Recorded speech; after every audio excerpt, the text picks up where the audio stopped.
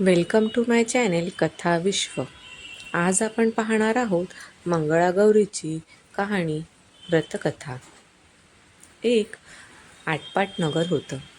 तिथे एक वाणी होता. त्याला काही मुलगा नव्हता. त्याच्या घरी एक गोसावी येई. अलक म्हणून पुकारा करी. वाण्याची बायको भिक्षा आणी. निपुत्रिकाच्या हातची भिक्षा घेत नाही म्हणून हा चालता होई. ही गोष्ट तिने नवऱ्याला सांगितली. त्यानं तिला एक युक्ती सांगितली. दाराच्या आड लपून बस. अलक म्हणतात सुवर्णांची भिक्षा घाल.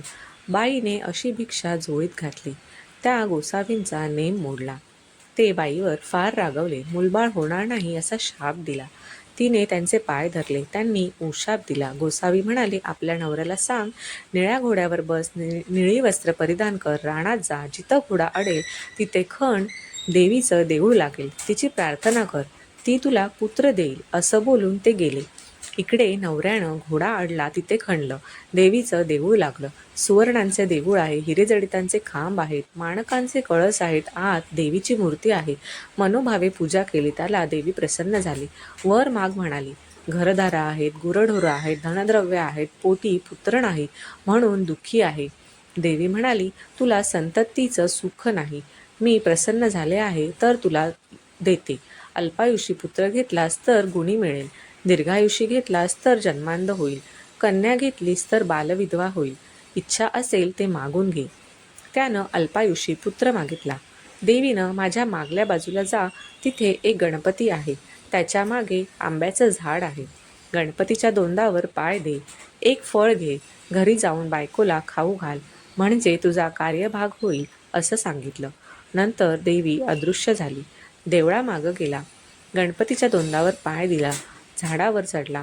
पोटभर आंबे खाल्ले. मोठभर घरी नेण्याकरिता घेतले. खाली उतरून पाहू लागला. तो आपल्या मोठेत एकच आंबा शिल्लक आहे. असं 4-5 वेळा झालं. गणपतीला त्रास झाला. त्यानंतर गणपतीच्या दोंडावर पाय दिला. झाडावर चढला. पोटभर आंबे खाल्ले. मोठभर घरी नेण्याकरिता घेतले. खाली उतरून पाहू लागला. परत आपल्या मोठेत एकच आंबा आहे. असं 4-5 वेळा झालं. गणपतीला त्रास झाला. त्यानं सांगितलं, तुझ्या नशिबी एकच फळ आहे. फळ घेऊन घरी आला. बायकोला खाऊ घातले. ती गरोदर राहिली. दिवसामासा गर्भ वाढू लागला. 9 मास पूर्ण झाले. वाण्याची बायको बाळंतीण झाली. मुलगा झाला. उभयतांना मोठा आनंद झाला. दिवसामाजी वाढू लागला. 8व्या वर्षी मुंज केली. 10व्या वर्षी लग्न करा म्हणाली. काशी यात्रेशिवाय लग्न करणं नाही असा माझा नवस आहे, असा जबाब दिला. काही दिवसांनी मामाबरोबर काशी यात्रेस पाठवले. मामाभाचे काशीत जाऊ लागले. जाता जाता काय झालं, वाटेत एक नगर लागलं. तिथे काही मुली खेळत होत्या. त्यात एकमेकींचं भांडण लागलं. एक गोरी भुरकी मुलगी होती. तिला दुसरी मुलगी म्हणू लागली, काय रान द्वाड आहे, काय रान द्वाड आहे. तेव्हा ती मुलगी म्हणाली, माझी आई मंगळागौरीचं व्रत करते. आमच्या कुळावंशामध्ये कोणी रान होणार नाही. मग मी तर तिची मुलगी आहे. हे भाषण मामांनी ऐकलं. त्यांच्या मनात आलं, हिच्याशी आपल्या भाच्याचं लग्न करावं, म्हणजे दीर्घायुष्य होईल हा. परंतु हे घडतं कसं? त्या दिवशी तिथे त्यांनी मुक्काम केला. इकडे काय झालं, त्याच दिवशी त्या मुलीचं लग्न होतं. लग्नाचे वेळेस नवरा मुलगा आजारी पडला. मुलाच्या आईबापांना पंचाईत पडली. पुढं कोणीतरी प्रवासी मिळेल तर बरं होईल, त्याला पुढे करून वेळ साजरी करू म्हणून धर्मशाळा पाहू लागले. मामा भाचे दृष्टीस पडले. मामापासून भाच्याला नेलं. गोरज लग्न लावलं. उभयतांना गौरीहरापाशी निजवलं. दोघं झोपी गेली. मुलीला देवीनं दृष्टांत दिला. अगं अगं मुली, तुझ्या नवऱ्याला दंश करायला सर्प येईल. त्याला पिण्याकरिता दूध ठेव. एक कोरा करा ठेव. दूध पिऊन सर्प कऱ्यात शिरेल. अंगच्या चोळीनं तोंड बांधून टाक. सकाळी उठून आईला ते वाण दे. तिने सर्व तयारी केली.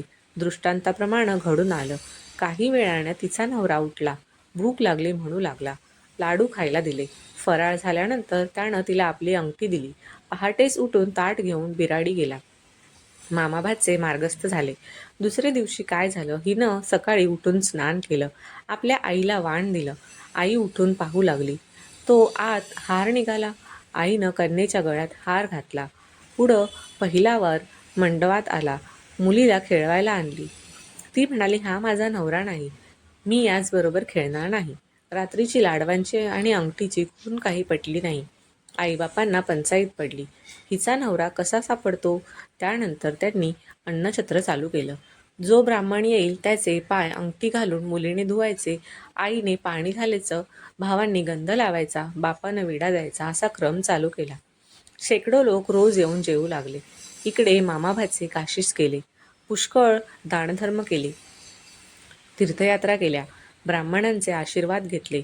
एके दिवशी भाच्यास मूर्छा आली. यमदूत प्राण न्यायला आले. मंगळागौर आडवी झाली. त्या दोघांचं युद्ध झालं.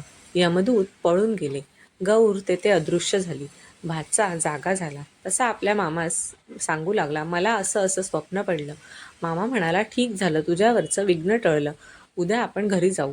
परत येऊ लागले. लग्नाच्या गावी आले. तळ्यावर स्वयंपाक करू लागले.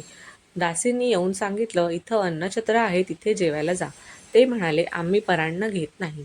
दासींनी यजमानीस सांगितलं. त्यांनी पालखी पाठवली. आदरातिथ्यानं घरी नेलं. पाय धुताना मुलीनं नवऱ्याला ओळखलं. नवऱ्याने अंगठी ओळखली. आईबाबांनी विचारलं, तुझ्याजवळ खून काय आहे?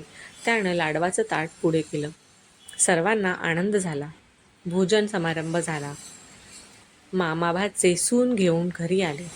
सासूने सुनेचे माझा पाय मुलगा धुतले. वाचला असं म्हणाली. तिने सांगितलं, मला मंगळागौरीचं व्रत असतं. ही सगळी त्याचीच कृपा. सासर माहेरची, घरची, दारची माणसं सर्व एकत्र झाली आणि त्या व्रताचं उद्यापन केलं. मंगळागौर तिला प्रसन्न झाली. तशी तुम्हा आम्हा हो आणि आपलं सौभाग्य अखंड राहू, इतकीच देवाकडे प्रार्थना करा. ही धर्मराजाला कृष्णानं सांगितलेली 60 उत्तरांची कहाणी 5 उत्तरी सुफळ संपूर्ण. धन्यवाद.